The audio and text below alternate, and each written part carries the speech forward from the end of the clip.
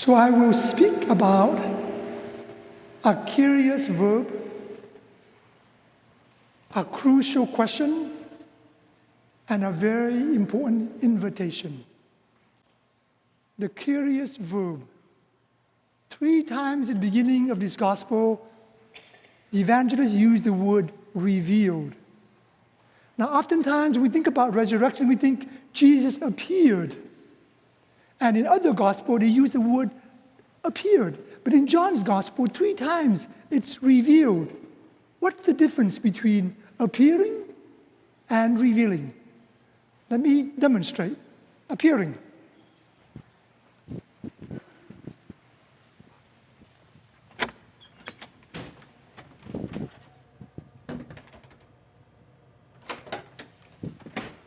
Ta-da! Appealing. I was not in the sanctuary, I came into the sanctuary. Revealing. Ta-da! So what's the difference? What's the difference? Appearing is coming from, was not present before and coming into presence. And revealing is already here, hiding, in a different form, playing peekaboo. And this is what the resurrection Jesus has revealed about the nature of God. God is always with us in a different form, oftentimes so near or beyond our recognition, and we are slow to recognize.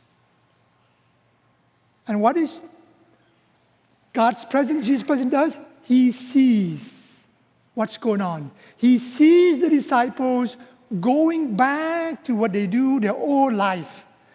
Now, mind you, John says Jesus has already revealed himself at least 3 times in a group, not counting Mary Magdalene. So they had this powerful presence of Jesus, and they still forgot or were afraid or caught up, so they went back to their old ways. And Jesus is present to them in the shore, and he sees them, and he sees that they catch no fish, nada, and he provides for them. So, in this simple, curious word, the evangelist wants to remind us that God sees us. Now, older people, we see God, well, God sees me when I'm doing all the wrong, and sometimes we have the idea that God looks down on us and counting all the times you're doing wrong. Or a lot of young people, I'm a nobody. People don't see me. I'm just a number. And to God, I'm just a number. If I go to Mass, people recognize me. I don't go to Mass, people don't recognize me. I'm not seen. But this is a God who sees us, who sees deep in our own heart, beyond our fears, beyond our hopes. A crucial question. Peter, son of Simon, son of John, do you love me? I'm Vietnamese, and if in the Vietnamese culture, if you call the person by their parents, that means I know all about you. I know where you grow up. I know your whole history. And I don't even have to Google you. I just know. I know everything about you. And Jesus says that because he sees, he knows. And why does Jesus ask the question, do you love me? Peter, 3 times. Is it because he points out and said, nah, look at you. You denied me 3 times, so I'm just going to point out to you how bad you are. No, that's not the kind of God Jesus revealed. The kind of God Jesus revealed is like, yes, I know what you've done. I know you. But I'm going to ask this question, which gets to deep at your heart, to pull out, to reveal to you to get in touch with what is deeper than your fear, what's deeper than your false, broken promises. And Peter, after his 3rd response, says it, right? Yes, you know everything. You know that I love you. You know that I promise more than I keep. I put my foot in my mouth. I run away. I deny you. You know all that, Lord, but you know everything. You see through my heart.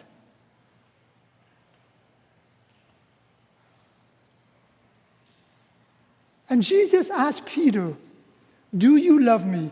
Not so much to test Peter, but to remind Peter what's deep down at his heart. And the last time they had a one-on-one conversation, now, of course, when Jesus met the other disciples, there's a group of them, but the last time they had one-on-one was at the garden with the high priest Caiaphas. And in Luke's gospel, Peter denied Jesus 3 times, and Jesus looked at him, and Peter wept bitterly. Perhaps because he's guilty, but also because he knows he failed. And now Jesus looks at him and gets very personal with his name, with his heritage, with his family history, and asks him, look deeper, Peter. And so, look deeper at my love for you. And so asking those 3 questions, Jesus is saying, I see what you did, not a problem. I see what you did, I love you. I see what you did, I want you to be with me. And so by asking Peter that very crucial question, do you love me? It gets Peter to get in contact with what is deepest, what drew him to Jesus. And then Jesus recommissions him. The most important question of Christian discipleship and of serving in the church is not, I have these great gifts, or not, what can I do? The most important question of our faith as Christian or as ministers of our faith is letting God, calling us by name, do you love me? Will you let my love draw you? Will you let yourself be seen and look at your life through my eyes? A very important invitation. Towards the end, Jesus says, follow me. Now, of all the other calls in the gospel, if they first met Jesus, Jesus calls them and then they follow. This one is a little different. It's been 3 years, it's been a lot of history, there's a lot of water under the bridge, a lot of mistakes. And Jesus had just forgiven Peter. And now he says, follow me. Follow me to do what? We don't quite know. But the heart of the call is this: be with me. I want you to be with me. I want you to be with me breaking bread, whether it's at the table of your family or the barbecue on the beach. I want you to be with me when you don't feel seen, when you feel rejected, when people pass you by. I want you to be with me when darkness in life, what happens in war in the Ukraine or in our polarized church or country, that gets you to focus on the darkness and to take your eyes off of me. I want you to be with me. C.S. Lewis asked a great question. What does God want most from us? We would think, well, to do God's will, to keep the commandment, to go to Mass, to be loving, to be just. Perhaps. You know what C.S. Lewis' response is? God doesn't want anything from you. God wants you. And me. All of us. And so, I see you. I love you. And sometimes that means forgiving. And I want you to be with me. That's the heart of our faith.